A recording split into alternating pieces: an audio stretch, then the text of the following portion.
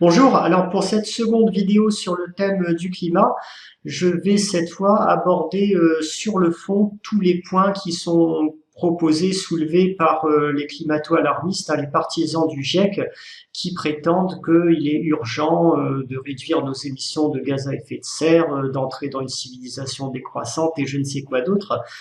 Je vais rappeler le cadre du débat. Je vous ai dit dans la vidéo précédente que finalement le plus important, ça n'est pas de savoir si le climat se réchauffe ou non. Je pense qu'on peut répondre que oui, il se réchauffe, ou même de savoir si l'homme est responsable ou pas de cette hausse des températures. Là, il y a matière à discuter. L'homme n'est sans doute pas le seul responsable de l'évolution actuelle des températures, il y a l'activité solaire, il y a d'autres facteurs, mais on peut considérer quand même qu'il a une influence significative. Je vous dis, le débat important, il n'est pas là. Le débat important est de savoir est-ce que ça vaut le coup d'engager des sacrifices considérables pour nous priver des bienfaits, des avantages et des émissions, donc des énergies fossiles et des émissions de gaz à effet de serre associées pour contrer ou tenter de contrer une supposée menace liée à la hausse des températures. Donc pour moi, c'est là qu'il y a le vrai débat. Est-ce que ça vaut le coup ou pas de réduire les émissions de gaz à effet de serre? C'est vraiment à cette question fondamentale que je vais essayer de répondre dans cette vidéo. Alors, premier point important, c'est de savoir si la hausse des températures, elle est aussi dramatique que celle que veut bien nous décrire les partisans du GIEC actuellement. Alors, on a à ce niveau-là des données qui sont particulièrement fiables, beaucoup plus fiables que les données des stations terrestres, parce que on a une toute petite partie de la surface de la Terre qui est mesurée, contrôlée par ces stations terrestres. Il y a 70% d'océans déjà sur la surface de la planète. Il y a des zones désertiques, etc. Et les stations, elles se trouvent en général près des zones habitées. Elles sont soumises à des perturbations, des îlots de chaleur urbains qui n'ont rien à voir avec le réchauffement climatique et qui accentuent artificiellement la hausse des températures. Donc la source de données la plus fiable, en fait, ce sont les satellites à micro-ondes. Eux, ils balayent régulièrement l'ensemble de la surface de la Terre et ils sont capables de mesurer l'intégralité des températures qui sont disponibles en basse troposphère, donc près de la surface du sol, pour voir de façon exhaustive quelle est l'ampleur de la hausse des températures actuelles. Donc ça, c'est résumé sur cette courbe-là. C'est l'université d'Alabama qui propose ce genre de graphique. Et on a une tendance à la hausse qui existe effectivement, vous voyez bien ici, qui est de l'ordre de 0,14 degrés par décade. Alors 0,14 degrés par décade, ça fait 1,4 degré par siècle. Je vous dis, on est très très loin des 3 degrés, 4 degrés, 5 degrés ou je ne sais quoi que les climato-alarmistes nous promettent avec Apocalypse à la clé à la fin du siècle. Autre chose intéressante, c'est de comparer comment les températures réelles évoluent par rapport à ce que les modèles prévoyaient. Donc les modèles du GIEC, notamment les modèles climatiques utilisés par les climato-alarmistes, prévoyaient il y a quelques décennies ou encore maintenant. Alors vous avez ici en bleu et en vert la situation réelle. Et ici, dans tous ces spaghettis-là, ce sont les modèles climatiques, la hausse des températures prévues. Et vous voyez que ça ne cadre évidemment pas. Il y a une large surestimation de la hausse des températures par les modèles climatiques. Une fois de plus, ce qu'on observe sur les satellites micro-ondes se vérifie. 1,4 degré par siècle, c'est nettement en dessous de ce que le GIEC prévoit. D'autre part, il faut savoir que l'effet de serre du CO2 est logarithmique. Donc ça c'est tout à fait admis par l'ensemble de la communauté scientifique, y compris par le GIEC. Là je suis sur le site du GIEC, IPCC, et c'est écrit noir sur blanc dedans. Temperature response to increasing CO2 concentration is logarithmic. Donc ça veut dire que en gros chaque partie par million, chaque particule supplémentaire de CO2 que vous ajouterez dans l'atmosphère aura moins d'effet de serre que le précédent. En gros, bon, si vous avez un effet de hausse des températures, je dis n'importe quoi, mais supposons que ce soit le cas, mettons qu'on est plus 1 degré en passant de 250 ppm de CO2 à 500 ppm, donc on ajoute 250 ppm de CO2. Pour obtenir le même effet, il ne faudra pas ajouter 250 ppm supplémentaires, mais doubler de nouveau, ça veut dire passer de 500 à 1000 et ajouter donc cette fois 500 ppm. Donc plus vous ajoutez de CO2 dans l'atmosphère, moins ce CO2 supplémentaire aura d'effet en termes de réchauffement. Donc vous voyez déjà, toutes ces données-là, ça permet de bien calmer, de bien modérer tout ce que les climato-alarmistes peuvent raconter en termes d'apocalypse climatique ou je ne sais quoi d'autre. Maintenant, je vais vous proposer de revenir point par point sur les affirmations catastrophistes des climato-alarmistes, que tout va plus mal qu'avant, etc. Donc on va prendre toutes sortes de domaines et vous allez voir à quel point ce qu'ils peuvent raconter est totalement faux. Alors je commence ici par les catastrophes naturelles. Vous avez ici le nombre de morts causés par les catastrophes naturelles par décade depuis environ un siècle. Donc vous voyez 1920, 1930, 1940, 1950 et aujourd'hui la situation. Ça aurait dû augmenter en fait parce que la population de la Terre, elle a fortement monté. Donc si on respecte la proportion, on aurait pu s'attendre au contraire à ce que ces catastrophes augmentent fortement. Et ça n'a pas du tout été le cas, elles décroissent nettement. Avant 1920, elles étaient sans doute sous-reportées, on savait absolument pas ce qui se passait en Afrique, les moyens de communication étaient déficients, mais on peut considérer que depuis cette période, ça va mieux, les catastrophes sont correctement reportées, et vous voyez qu'il y a une lourde tendance à la baisse. Alors, cette tendance à la baisse, elle est due à une chose, tout simplement, ça s'appelle le progrès technique, le progrès scientifique, qui permet une meilleure prévention des catastrophes naturelles. Ces progrès, ils sont dus notamment au fait qu'on est capable d'utiliser un flux d'énergie plus grand à travers nos sociétés, flux d'énergie plus grand qui est permis par les énergies fossiles et qui permet d'avoir une technologie plus avancée, de meilleurs moyens de prévention des catastrophes naturelles. Donc là encore, l'argument des climato-alarmistes est complètement contredit par les faits réels. En termes d'argent maintenant, alors le coût des catastrophes naturelles liées au climat, période 1990-2017 en pourcentage du PIB mondial. Bon, vous voyez qu'il n'y a quasiment aucun changement sur la période. Éventuellement, on pourrait trouver une petite tendance à la baisse. Bon, c'est pas très significatif. En tout cas, il n'y a aucune aggravation de la situation à ce niveau-là. Alors, bien entendu, du fait de l'inflation monétaire, si on parle en monnaie courante, et du fait aussi de la croissance mondiale qui fait qu'on a des équipements de plus en plus coûteux, de plus en plus performants, le coût des catastrophes naturelles augmente d'année en année parce que elles affectent des équipements de plus en plus pointus, de plus en plus chers. Mais par rapport au PIB, c'est ce qui compte, hein, par rapport à ce qu'on produit comme richesse, la proportion reste à peu près la même d'année en année, il n'y a aucune dégradation de la situation. Maintenant, je vais passer à un autre argument que vous entendez souvent dans la presse, c'est l'agriculture. Voilà, le climat, le réchauffement, ça cause des catastrophes agricoles, des pertes de rendement, des famines, les gens n'arrivent plus à se nourrir, patati patata. Et là aussi, c'est totalement démenti par les faits, y compris, vous allez le voir, dans les pays au climat le plus chaud. Là, je suis sur le site tout à fait officiel de la FAO, hein, Nations Unies, on ne peut pas faire plus officiel. Je vais vous montrer en exemple quelques grandes cultures céréalières. Alors ici, je pars du maïs. Donc, bon, on va prendre, je sais pas, on peut prendre un pays, on va commencer par la France, par exemple, hein. On va regarder qu'est-ce qui se passe au niveau de la France. Après, on partira dans d'autres pays, bien entendu. Donc, vous voyez que le rendement agricole, la production de maïs est globalement stable depuis la fin des années 90. Ce qui est plus intéressant, c'est que le rendement, lui, il a tendance à augmenter parce que, bon, sur la courbe bleue, vous avez la surface cultivée en maïs. Donc la surface cultivée en maïs, elle a diminué. On est passé à d'autres cultures sans doute, où il y a eu des phénomènes de jachère que vous connaissez. On a cherché à contrôler les surfaces. Et malgré ça, vous voyez que la courbe rouge, elle s'écarte de plus en plus vers le haut de la courbe bleue. Donc ça signifie que les rendements augmentent d'année en année en France.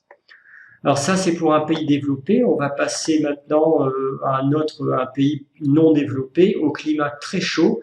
On va prendre par exemple l'Inde. Hein, on peut difficilement faire plus chaud comme climat. Alors voilà ce qui se passe au niveau de l'Inde. Vous voyez déjà la production agricole de maïs, elle augmente fortement hein, sur la période considérée. Et la courbe rouge, elle augmente encore plus vite que la courbe bleue. Ça signifie que la production augmente plus vite que la surface cultivée. Donc les rendements en maïs en Inde augmentent très nettement. L'Inde étant censé être un pays quand même au climat extrêmement chaud et potentiellement qui pourrait être parmi les plus affectés par le réchauffement climatique. Donc vous voyez que ça ne pose strictement aucun problème. On va changer de culture, on va passer à une culture de pays chauds, le riz. Donc rice paddy, voilà. On va rester sur l'Inde hein, si vous le voulez bien. Voilà la situation 1975 et aujourd'hui, comme pour les cas précédents, on a à la fois une hausse des surfaces cultivées et une hausse de la production plus rapide, donc hausse des rendements des cultures rizicoles en Inde, pays au climat très chaud.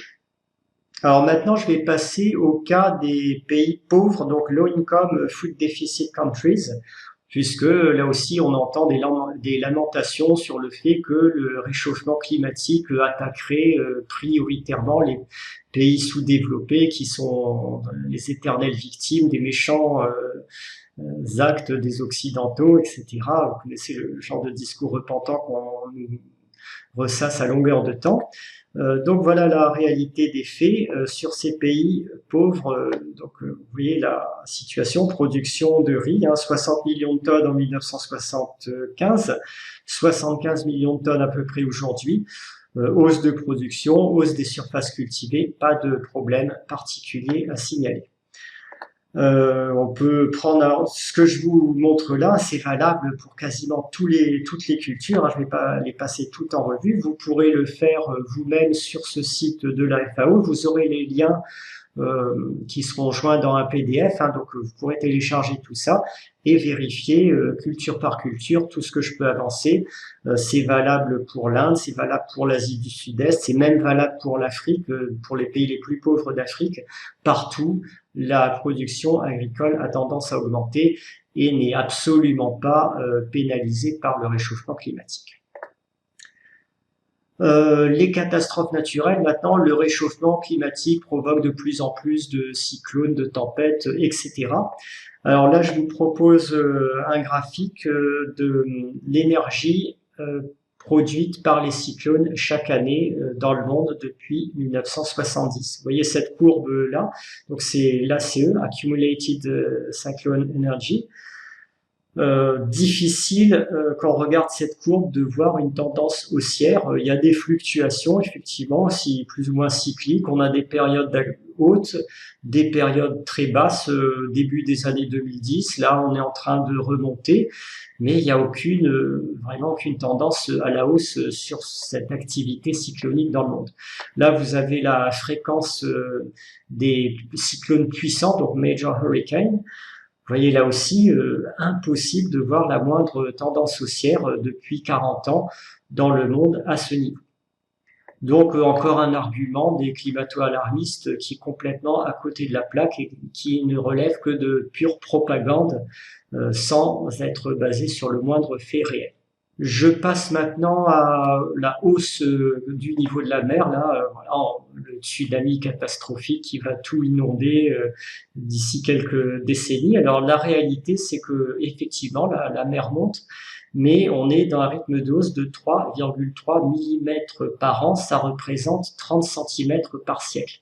Est-ce que vous croyez sérieusement que l'humanité n'est pas capable de s'adapter à une hausse du niveau de la mer de 30 cm sur 100 ans? On peut estimer que la durée de vie d'un bâtiment moyenne, c'est de l'ordre de 50 à 60 ans, qu'on a largement le temps de tout reconstruire. Si jamais le niveau de la mer devait monter, allez, je vais même tripler ce rythme de hausse actuel, on va passer à 1 mètre par siècle. Même 1 mètre par siècle, je suis désolé, on a le temps de s'y adapter. Dans l'histoire des variations du niveau de la mer de 1 mètre par siècle, dans l'histoire géologique récente, c'est plus que banal. Ça se passe même la majorité du temps. On a des variations de plusieurs mètres par siècle. Donc là aussi, c'est vraiment un non-événement que ce petit rythme de hausse du niveau de la mer qu'on observe actuellement.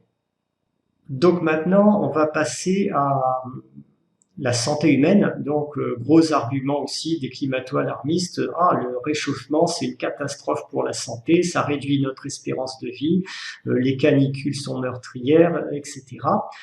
Alors là aussi, la réalité, quand vous regardez les espérances de vie dans les différents pays du monde, vous pouvez regarder l'espérance de vie de la Finlande, celle de la France, celle de l'Espagne, celle de Singapour, climat équatorial ultra chaud. Vous allez tomber dans tous ces pays sur des niveaux qui vont être entre 80 et 84 ans. C'est sensiblement le même niveau partout, quel que soit le climat, quelles que soient les températures.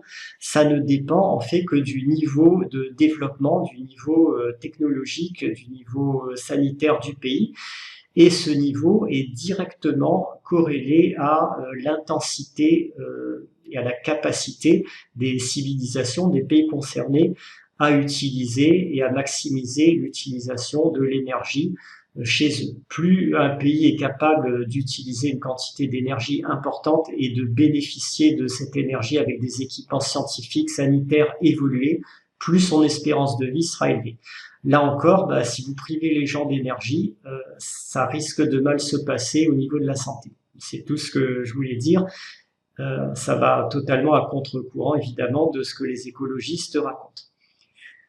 Sur les températures maintenant, ce qu'on observe partout dans le monde, c'est qu'il y a toujours une surmortalité durant les mois d'hiver par rapport aux mois d'été. Ça s'observe sur l'ensemble des pays à climat tempéré et même à climat subtropical, donc où il y a des saisons. À chaque fois qu'il y a une saison fraîche, une saison chaude, les gens meurent systématiquement plus quand il fait froid. Vous allez me dire, c'est normal dans les pays où il fait très froid, en Norvège, ok, l'hiver est très rigoureux, c'est stressant pour les organismes. Le problème, c'est que c'est aussi valable en Espagne, et vous voyez que la surmortalité ici, alors là, c'est le pourcentage en fait de surmortalité pendant les mois d'hiver par rapport aux mois d'été. La surmortalité des mois d'hiver en Espagne est nettement supérieure à celle de la Norvège. Pourtant, on ne peut pas dire que l'hiver espagnol soit très rigoureux, mais l'été espagnol, lui, par contre, il y a des grosses canicules, on pourrait se dire ça va tuer des gens, pas du tout, c'est l'hiver qui tue en Espagne et pas l'été.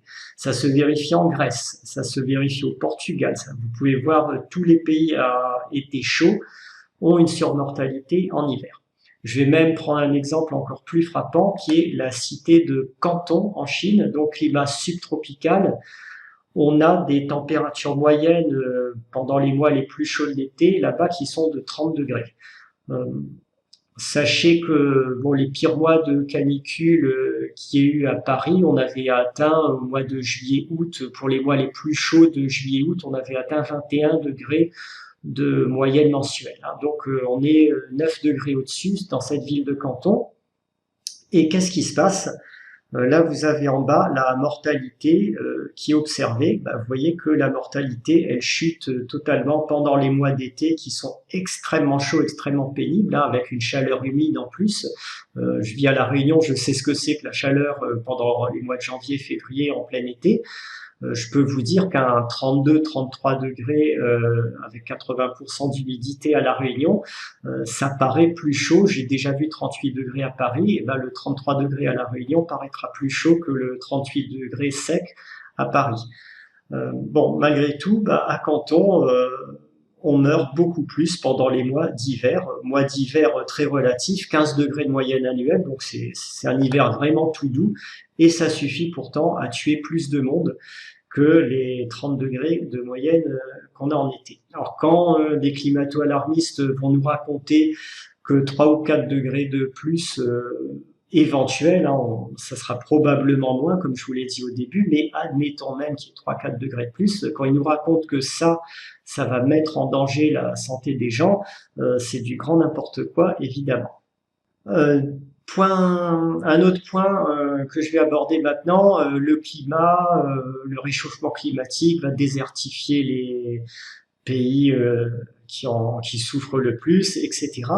Alors là, on a des choses intéressantes au niveau des paléoclimats qui indiquent exactement le contraire. Il y a eu des climats plus chauds dans le passé que le climat actuel. Donc on a eu la période Holocène, il y a à peu près 6000 ans avant Jésus-Christ, et surtout la période Léhémien qui a eu lieu à peu près à moins 125 000 ans, donc bien longtemps quand même, mais on est capable de retracer ça avec des forages stratigraphiques. Donc cette période Léhémien, moins 125 000 ans, était à peu près 2 degrés plus chaud qu'aujourd'hui. La banquise d'été avait totalement fondu dans les pôles. Là, on a des preuves de cette situation. Et ce qu'on observe en fait au niveau de la répartition des climats et des précipitations, c'est que à chaque fois que dans le passé on a eu un climat plus froid que le climat actuel, on a eu notamment pendant les périodes glaciaires, on a eu une forte extension des surfaces désertiques. Il n'y avait plus du tout de forêt en Afrique. Les zones les plus humides n'étaient qu'une savane. Et au contraire, pendant les périodes Holocène et Émien, on avait une grosse extension des surfaces fertiles, des surfaces pluvieuses par rapport au désert. Vous voyez ici la réduction pendant la période Holocène du Sahara. Donc les taches toutes blanches ici sont des résidus de désert qui restaient à ce moment-là. En jaune clair, vous avez la steppe. Ici, vous avez une savane qui remontait très haut. Hein. Le Sahara actuel, il couvre toute cette zone-là. Et là, il était réduit à juste quelques îlots de désert, alors qu'on avait une large extension des surfaces en savane, des surfaces en forêt, etc. Pour les Miens, le climat mien qui était encore plus chaud que l'Holocène, là, les surfaces désertiques au Sahara avaient carrément totalement disparu. Tout était remplacé par de la savane fertile sur l'ensemble de la surface. On avait juste quelques petits îlots de steppe qui résistaient ici. Et les précipitations, vous voyez les 1000 mm sur l'ensemble de l'Afrique du Nord, beaucoup plus qu'aujourd'hui. La zone des 1000 mm ici aussi qui remontait pratiquement au niveau de Dakar, hein, où il pleut 300-400 mm par an en ce moment.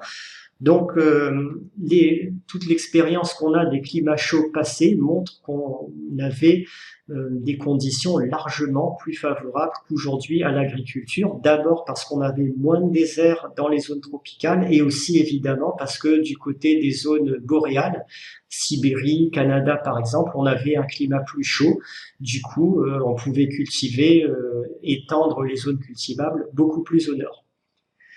Donc ça, c'est juste pour vous dire qu'un réchauffement climatique, en fait, pourrait avoir des conséquences tout à fait favorables à l'agriculture s'il devait se produire. Un petit exemple pour finir, hein, la situation l'évolution récente qui est observée au Sahel et un petit peu partout dans le monde, en fait, et ben ce qu'on observe, c'est que presque partout sur la surface du globe, il y a une augmentation de production de biomasse. En clair, la Terre est en train de reverdir, à la fois par effet fertilisant du CO2, hein, le CO2 c'est la matière première de la photosynthèse, mais aussi sans doute par hausse des précipitations, comme je vous le disais, dans des régions semi-désertiques. Ça s'observe déjà depuis quelques décennies sur le Sahel, les précipitations augmentent. Vous avez ici en exemple hein, ce qui s'est passé cette année, c'est assez spectaculaire d'ailleurs sur les 6 derniers mois en Afrique. Vous voyez les anomalies de précipitation qu'on a pu observer sur la période février-août 2020. Pratiquement tout le continent africain est en vert, c'est-à-dire avec des anomalies de 120, 150, 200%. Donc anomalie de pluie positive, hein, presque partout, à part là, il y a un petit lambeau de Sahara qui a échappé où il n'a pas plu, mais bon, on est en plein désert, donc c'est un peu normal. Et vous voyez que même en Arabie Saoudite, par exemple, on a une hausse très marquée des précipitations. Donc, pour l'instant, clairement, ce qu'on observe, ça cadre tout à fait avec ce que je vous disais sur les climats chauds du passé. On a un effet favorable du réchauffement climatique. Dernier argument catastrophiste des climato-alarmistes, qui vont vous raconter que oui, mais jamais dans le passé on a observé de variations aussi brutales du climat et du coup la biosphère ne pourra pas s'en remettre, ça va être la catastrophe. Manque de peau, là aussi c'est faux, il y a eu à peu près, donc sur les 10 000 ou 20 000 dernières années, donc sur la dernière période glaciaire, on a eu à peu près 25 événements qu'on appelle des événements de Dansgaard-Ogier, qui sont des variations brutales du climat qui se produisent en quelques décennies. Donc, on vous dit le schéma le plus courant est une élévation de température de 5 degrés en 30 à 40 ans. Il y a 11 500 ans au Groenland, ça a été 8 degrés en 40 ans. Donc, là aussi, des variations brutales du climat. Il y en a eu plein dans le passé qui n'ont aucun rapport avec l'activité humaine. Les espèces vivantes présentes ont parfaitement su gérer la situation. Ça n'a pas été la fin du monde. Donc il n'y a aucune raison que si le climat se réchauffe de 3-4 degrés une fois de plus dans les 50 ans qui viennent, il n'y a aucune raison pour que ce soit la catastrophe sur la planète. Ça s'est déjà produit dans le passé sans intervention humaine, ça se produira encore dans le futur. Voilà, c'est tout ce que j'ai à dire sur le sujet des variations brutales du climat. Là aussi, vous aurez le lien dans le PDF associé à cette vidéo. Alors le dernier point que je voulais aborder dans cette vidéo, c'est de voir avec vous aussi maintenant qu'on a vu que la hausse des températures, si jamais elle doit se produire, elle ne sera certainement pas si dramatique que cela, mais qu'est-ce qui peut arriver si on cherche à tout prix à contrer le réchauffement climatique en se privant totalement d'émissions de gaz à effet de serre, en se privant d'énergie fossile. Alors, il y a un économiste qui s'appelle William Nordhaus, qui est prix Nobel, donc c'est pas n'importe qui non plus, qui a étudié la situation, qui a fait un rapport coût-avantage, et pourtant, il a pris les hypothèses dans son calcul, les hypothèses les plus catastrophistes du GIEC, qui sont, je vous l'ai dit, qui sont fausses, qui sont biaisées, mais peu importe. Lui a dit, on va faire comme si c'était vrai, je prends ces hypothèses. Et même en prenant ces hypothèses, il a fait une comparaison de coûts, quel coût ça aurait de laisser faire le réchauffement climatique, quel coût ça aurait en contrepartie de contrer, de supprimer les énergies fossiles. Et il a découvert que finalement, c'était beaucoup moins coûteux de chercher à s'adapter à une hausse des températures que de chercher à l'empêcher. Donc vous pourrez regarder les travaux de William Nordhaus, en tout cas c'est tout à fait explicite là encore sur l'absurdité qu'il y aurait à vouloir contrer, à vouloir supprimer les émissions de gaz à effet de serre dans le monde. Bon, par contre, les normes de transition énergétique, les normes écologistes, elles sont déjà présentes dans votre vie de tous les jours, elles font exploser le coût de la vie. La norme RT 2012, norme énergétique pour les maisons, c'est 15-20% de surcoût sur le prix des maisons. Donc, ça veut dire que les propriétaires doivent payer 20% plus cher pour construire. Ils vont répercuter ça sur les loyers aussi. Donc, les locataires vont prendre le choc ensuite. Il y a la RT 2020 qui en rajoute une couche, qui va rajouter à peu près, je crois, 10% de surcoût encore. Donc là aussi, c'est expliqué dans ce document. Donc à chaque fois, on rajoute des surcoûts. C'est pareil pour l'automobile, c'est pareil pour un tas de secteurs. Donc on est déjà en train de payer très cher ces lubies sur le réchauffement climatique. Maintenant, est-ce que c'est réaliste de vouloir réduire les émissions de gaz à effet de serre pour rentrer dans le cadre des 2 degrés du GIEC? Alors là, il y a les travaux de Jean Covici et d'autres sont corrects sur ce plan. Pour y arriver, il faudrait effectivement faire ce que Novetic propose ici, que je vous ai déjà montré en vidéo, hein, donc c'est vraiment une dictature stalinienne, hein. Vous avez droit à 30 mètres carrés par personne, trajet en voiture divisé par 2, interdiction de prendre l'avion, vous devez être locataire, hein, propriétaire, c'est pas bon du tout. 1 kilo de vêtements neufs par an et par personne, un bon petit rationnement stalinien pour histoire de bien agrémenter votre vie. Bon, les avions, on n'en parle même pas, hein, là ça devient interdit, sauf 2 vols aller-retour par jeune de 18 à 30 ans. Alimentation, bah là aussi, hein, moins 58%.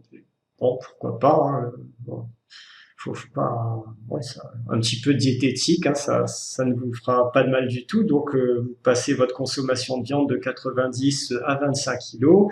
Interdiction progressive des produits transformés, patati patata. Donc bon, c'est vraiment un bon petit projet stalinien communiste qui est tout à fait confirmé par ce qu'on appelle le quota carbone individuel, qui est le projet ultime des climato-alarmistes. Donc ce quota carbone individuel qui est décrit là par le site Reporter, hein, c'est un site écologiste radical, donc d'extrême gauche.